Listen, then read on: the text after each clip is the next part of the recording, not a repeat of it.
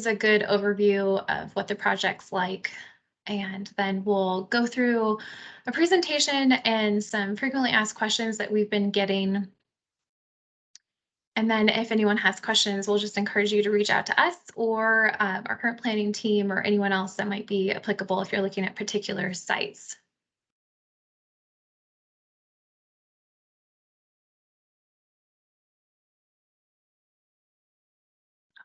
Actually, you know what? Just realized you guys won't be able to hear that. Let me fix that really fast. There we go.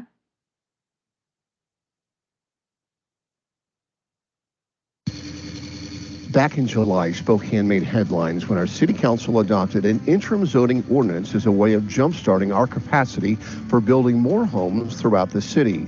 For good reason, the city council's vote was unanimous, and here's why. The interim zoning ordinance is a temporary change to our development rules that allows us to quickly respond to an emergency like our current housing crisis. Think of it as a pilot project for housing.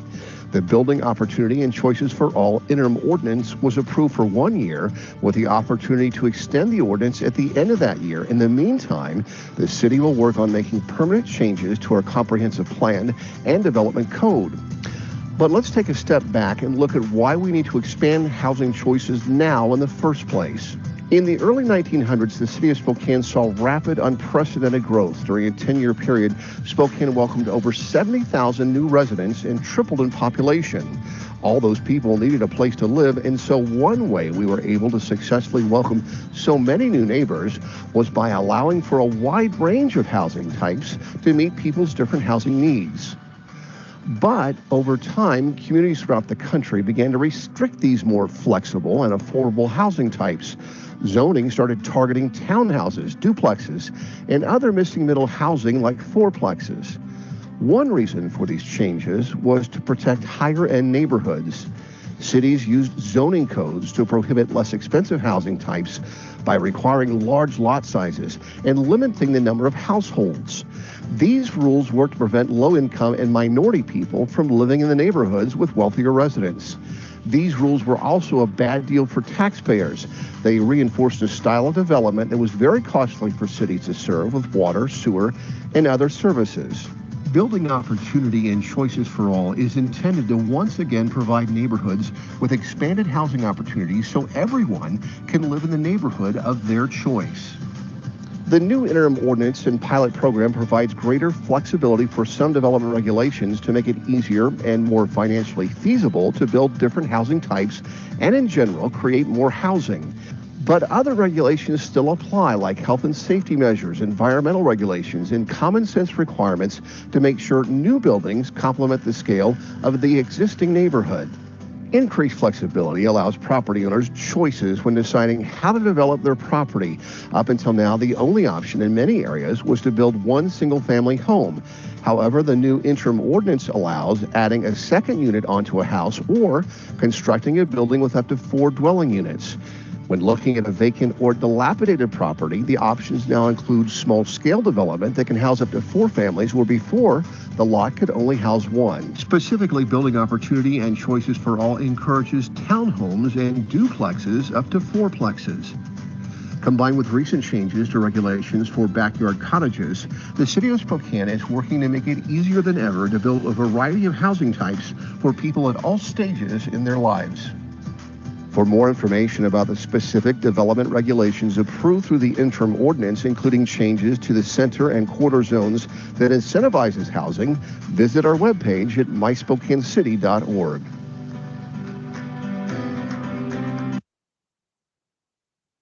Great. All right. Well, I want to thank all of you for coming. My name is Amanda Beck. I'm a planner in our Long Range Planning Division, and I'm joined by my coworker, Casey Downey. We'll be running you through the Building Opportunity and Choices for All interim zoning ordinance tonight. So just want to frame this from the perspective of some important dates, starting with City Council's adoption July 18th of this year. So the interim ordinance becomes effective August 27th. And then because we're going to be doing a 1-year work program to look at possible permanent changes, we will be able to extend this until July of next year. There is an additional touch point with the community for City Council. City Council asked us to do an additional public hearing. So coming up September 12th, there'll be an additional public hearing before City Council at their 6 o'clock legislative meeting. If anyone is interested in attending, we are holding our meetings in the hybrid format still, so you're welcome to attend in person. That's located at City Hall in the council chambers in the basement. Or you can stream it, Channel 5, the city's Facebook page, and also from the city's webpage. So if you're interested in attending just to hear, or you'd like to provide public comment, you can send that to the development code at SpokaneCity.org, or you can contact Casey and I directly. We'll be sharing any comments we get with City Council, and that will help us inform the work that we're doing as a part of the work program. And we'll talk about the work program a little bit further on in the slides. So one thing to highlight will be the development and design standards. And before we really get into that, I just want to touch briefly on accessory dwelling units. So City Council passed some new changes at the end of June, which are not a part of building opportunities and choices for all, but they do dovetail really nicely. So the changes that council passed allowed for an increased detached ADU size up to 975 square feet or 75% of the home, whichever is greater. There's no longer minimum lot size, and we've removed some owner occupancy requirements as well as modifying parking requirements, and then you're not required anymore to match the ADU to the primary home. But what this means is that the changes also allowed an ADU on a residential lot with a primary structure. So you're not limited to single family detached or single family attached. You could have a duplex and also have an ADU either attached, internal, or detached from that structure.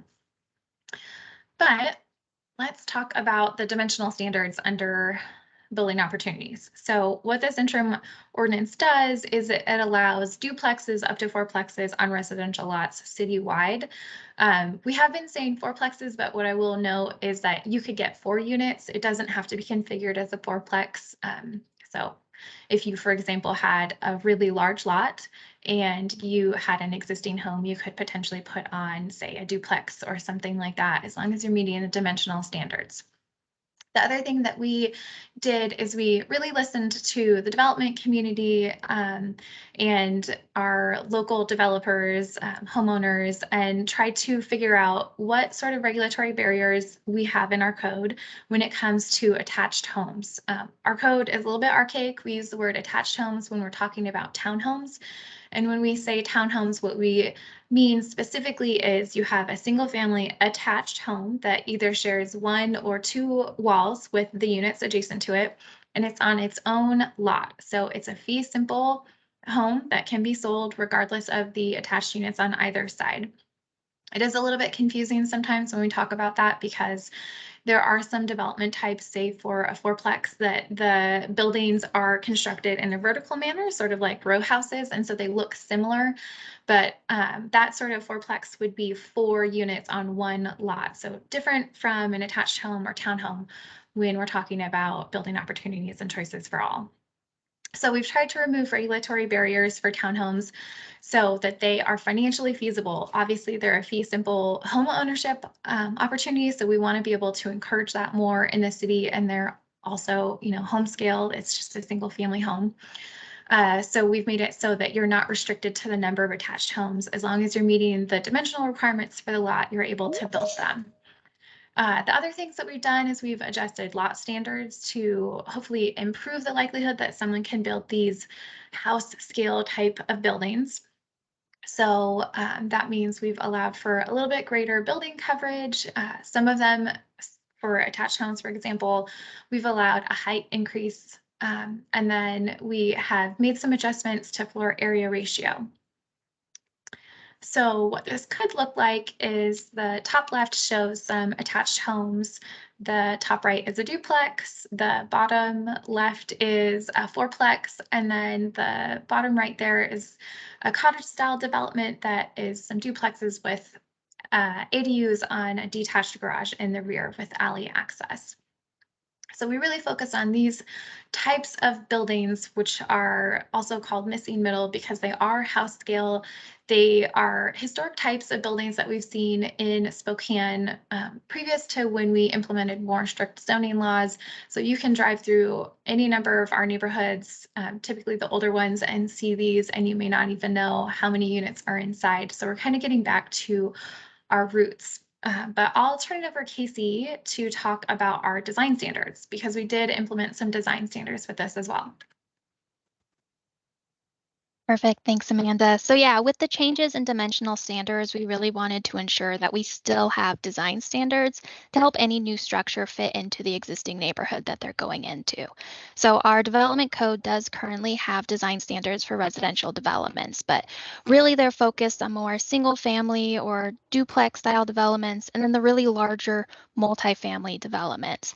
The missing middle housing that we're talking about here didn't really have any specific design standards that were really appropriate for these small scale housing types that they are.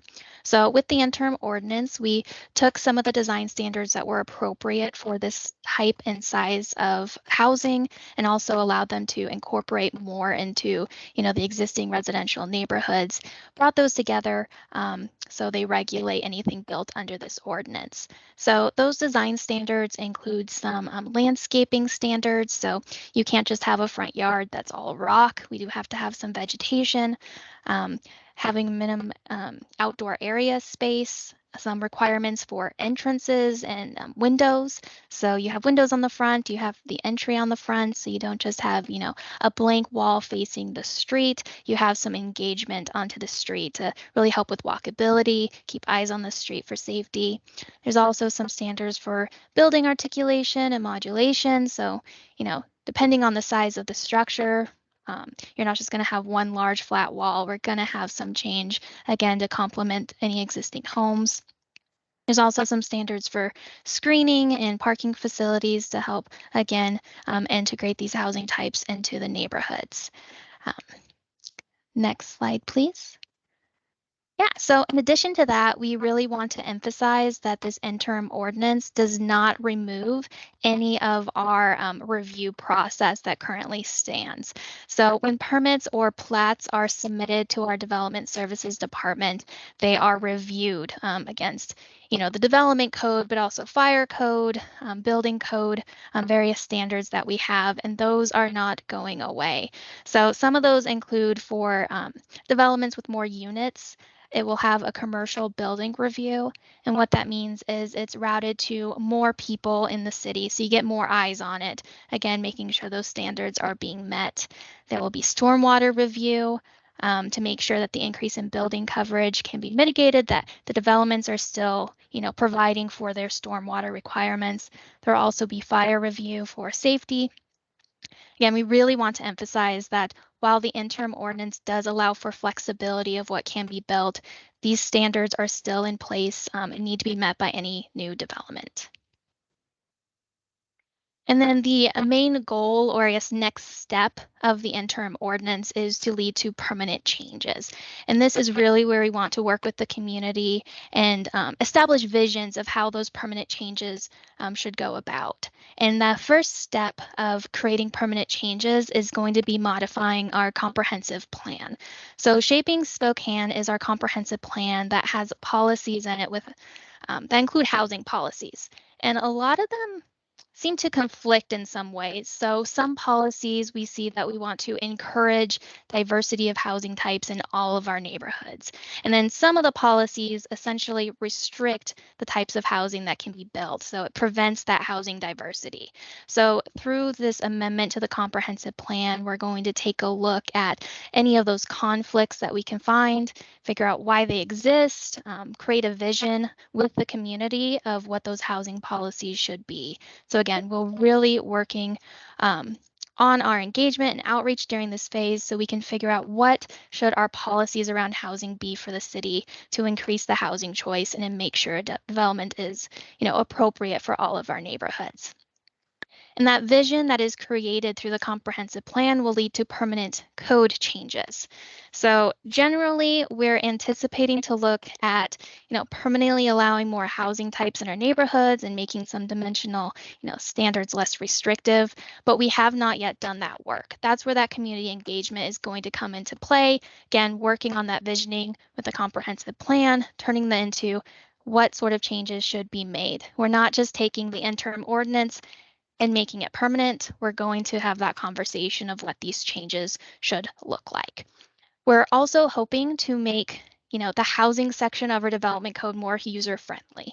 So if you've ever looked at our housing section of the code, it's hard to use. It's not the most friendly to find the information that you're trying, to find, whether you're a developer or just a property owner who wants to know, what you can do with your property or what can be built in your neighborhood.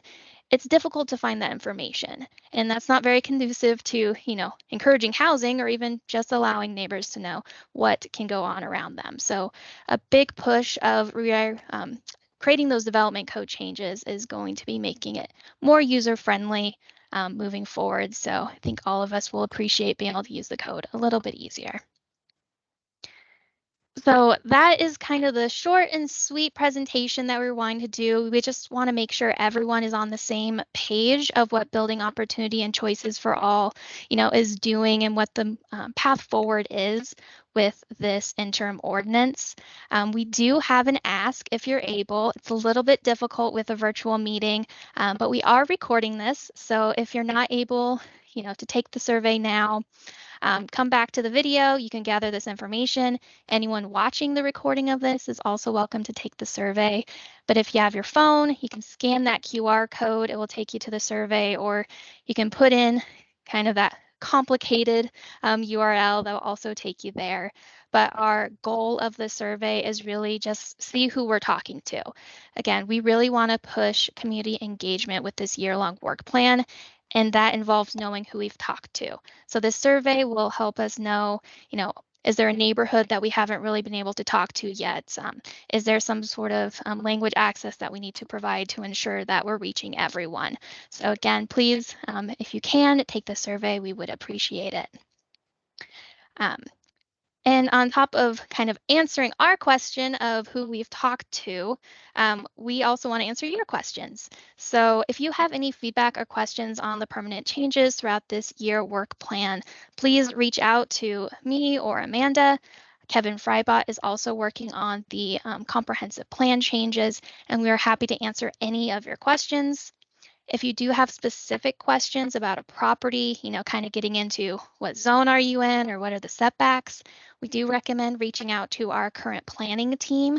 They're kind of the rock stars who really understand the code and can help you out with what can actually be built on your individual property. Development Services Center is also all the other rock stars. So that's the building department, that's the fire review, and they will make sure that you know everything you need to know if developing a site. And then we didn't get into it in this presentation, but Terry Stripes runs the multifamily tax exception and other incentives we have. And some of these can be applied to some of the housing types that can be built under building opportunity and choices for all. So that's really when we're looking at the 4 units level. But if you have questions of how those can be applied, Terry is the person you want to reach out to. So again, any questions, we want to hear your questions. We want to hear your feedback now and during the entire year process. So with that presentation, we wanted to go over some of the questions that we have been receiving frequently. So we've been having some in-person open houses, been receiving questions, having conversations, and unfortunately it's difficult to have that same conversation virtually, but we do want to get those questions we've been hearing answered. And then if you have any other questions, maybe we'll answer your question now, but if not, again, please reach out to us. Happy to answer any other questions that you have. But with that, we can go into some of the questions that we've been hearing. Yeah, so one of the things that we've noticed is obviously residents, neighborhoods want to know how this might potentially have an effect on the development within their area. So it's what we can say is that this pilot is designed to really allow for what we call small scale development, or that missing middle housing that's meant to complement the residential nature of existing neighborhoods. If development occurs in neighborhoods, you may see new buildings that provide more housing choices. Obviously, the development pipeline takes a bit of time. We have tried to make this as knowledgeable of our review times and also the kind of development side when it comes to land acquisition, financing. So we don't anticipate like an overnight change or anything like that, but we're trying to allow for more housing choices. We're in a housing crunch, so we're just definitely trying to just add to the variety and the options, just the supply in general. But there is a chance you may not even know a building has multiple units until you meet your new neighbors. There might already be existing buildings in your neighborhood that function that way. They're previously grandfathered from being built prior to our zoning code. And so the next big question that we've been getting is about parking. Does this interim ordinance change parking? Will that look like in a neighborhood? So parking changes were not altered through the interim ordinance. So the existing parking standards are still in play. And the current parking requirements for residential development is 1 parking space per unit, and then an additional parking space per unit for each additional bedroom above 2. So to try and contextualize that a little bit, a fourplex, if there's only 1 bedroom in each unit, that would require 4 parking spaces. A fourplex with 3 bedrooms in each unit would require 8 parking spaces. So again, those are our current parking requirements that apply to our residential housing types. Those were not changed. We felt that parking was a question that really we wanted community input on before making any changes. So that's going to be part of, the conversation that we're having during this year-long work plan and, developing the permanent code changes is what should parking look like when we're looking at these housing types. But again, no parking requirements were changed through this interim ordinance. Another thing we'll be looking at during that 1-year work program is affordability. We've had people ask if there is an affordability requirement built into the interim ordinance, which there isn't. The ordinance doesn't address kind of big A affordability. But through creating more housing, which in turn does have the potential to create additional affordable housing options, there is that potential within the program itself. It's not directly connected, but the multifamily tax exemption that Casey did mention that our economic development coworker Terry Stripes heads up in our department could potentially be used to incentivize for affordable units. And some of those do have an affordability requirement. Council just passed some changes to that program that would have built-in affordability. This is obviously something we'll be tracking really closely during that 1 year, because obviously as either units are converted for additional dwellings within the building, there's the potential for displacement. So we'll be trying to work really closely with housing advocates and neighborhoods to hear about if there are displacement issues, ways that we can work within the regulatory framework that the city puts forward to encourage or enforce for affordability. And then see how that can additionally be layered with those incentives that the city does have. In addition to multifamily tax exemption, there are other economic incentives that could potentially be used if you are developing. Another thing, this may not necessarily pertain to you if you're not looking to do any sort of development under building opportunity and choices for all on your property, but we have been getting some questions about vesting.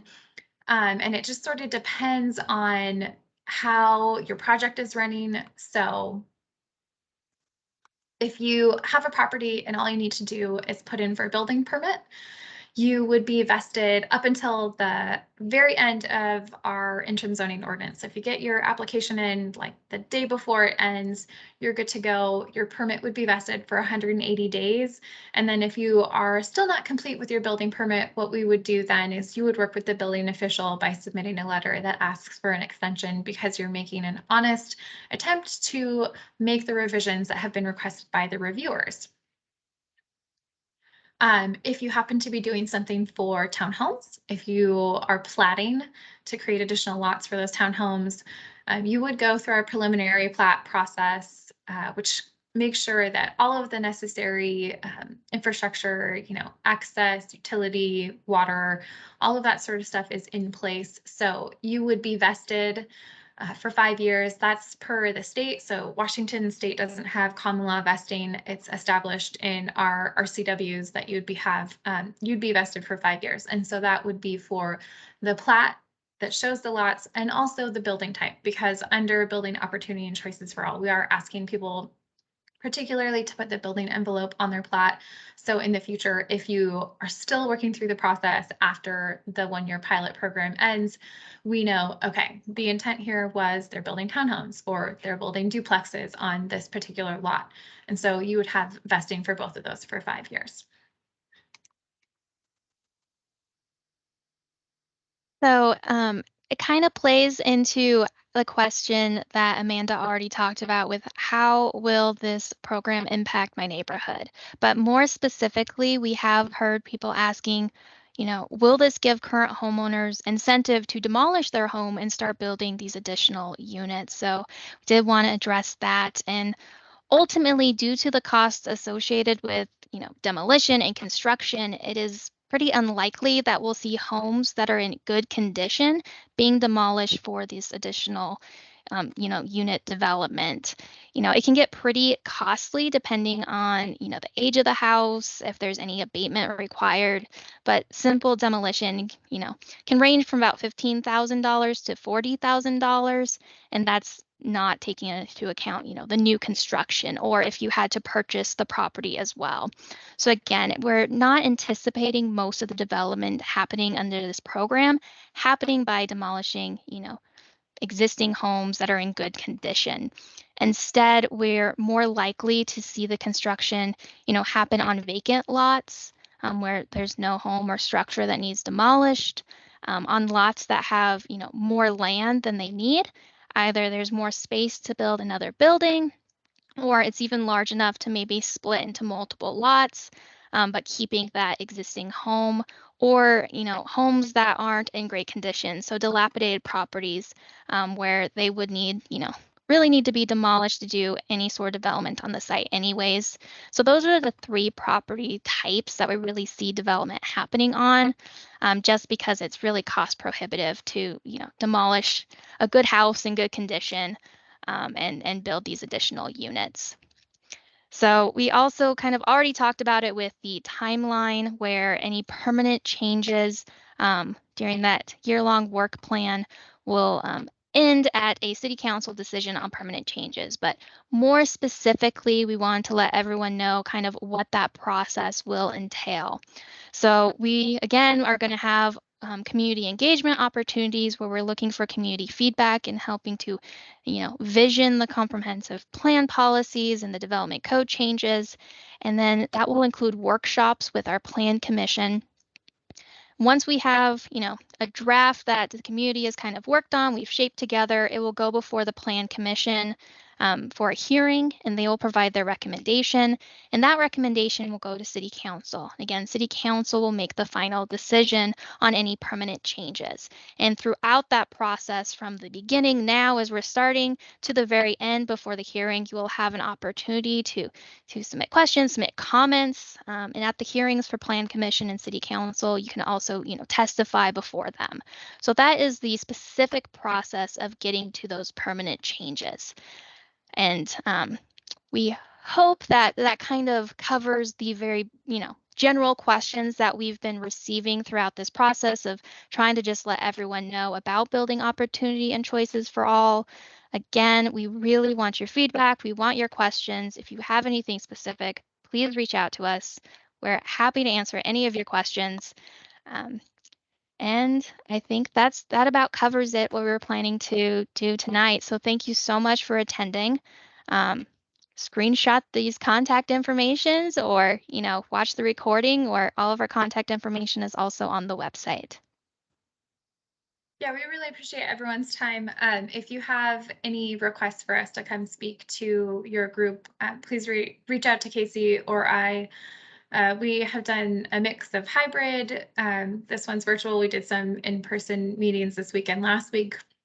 Obviously, there's a lot of the city to cover, a lot of interest groups, as we are also trying to now kick off the work plan for permanent changes. But reach out to us if you have questions. We really appreciate everyone's time.